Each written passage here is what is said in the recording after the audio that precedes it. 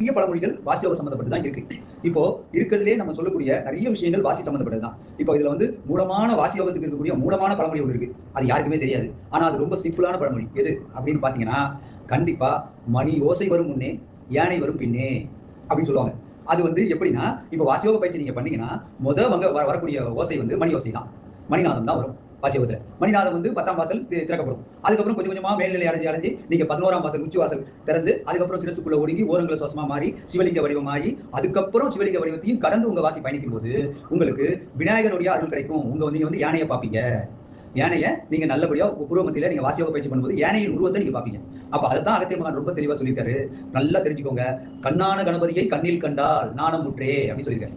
இதுக்கு வந்து இருக்கக்கூடிய பழமொழி என்னன்னா, மணி ஓசை வரும் முன்னே யானை வரும் பின்னே. பின்னே யானை வர்றது வாசியோகத்துல மட்டும்தான். நல்லா தெரிஞ்சுக்கோங்க. இந்த பழமொழி தான் வாசியோகத்துக்கு ஆதி மூலமான பழமொழி. மணிநாதம் வரும் 10ஆம் வாசல் ஓபன் பண்ணும்போது அதுக்கப்புறம் கொஞ்சம் கொஞ்சமா மேல்நிலை அடைஞ்சு போகும்போது 11ஆம் வாசல்ல மேல்நிலை அடைஞ்சு உங்களுடைய வாசி ஒரு அங்கலமா குறைஞ்சி ஓரங்கள சுவாசமா மாறி அதுக்கப்புறம் விநாயகர் உருவம் உங்களுக்கு தெரியும்.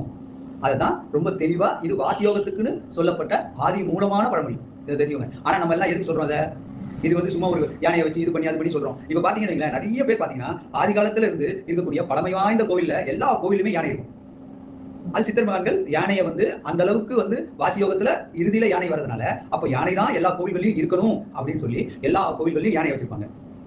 இது நல்லா புரிஞ்சுக்கோங்க. ஏன் யானையை வச்சிருக்காங்கன்னா இதை வச்சுதான் வச்சிருக்காங்க.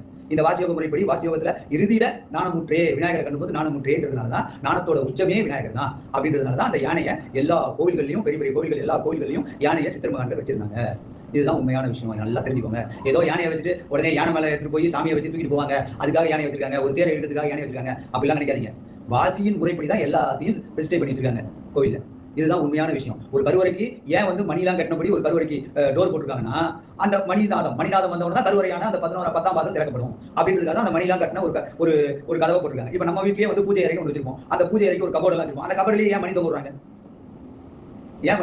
அப்ப அந்த மணி சவுண்டு வச்சுதான் வந்து 10ஆம் வாசல் திறக்கிற மாதிரி தான் அந்த மணிநாதம் வருது அப்படின்றதுக்காக தான் நிறைய விஷயங்கள் சித்தர் மகான்கள் இந்த வாசியோக முறைப்படி தான் பிரதிஷ்டை பண்ணிருக்காங்க. வாசியோக முறைப்படி தான் எல்லாத்தையுமே சொல்லியிருக்காங்க. வாசியோகத்துக்கு இருக்கக்கூடிய மூலமான பழமொழி எது அப்படின்னு பார்த்தா கண்டிப்பா மணி ஓசை வரும் முன்னே யானை வரும் பின்னே. இதுதான் வந்து வாசியோகத்துக்குன்னு இருக்கக்கூடிய ஆதி மூலமான பழமொழி.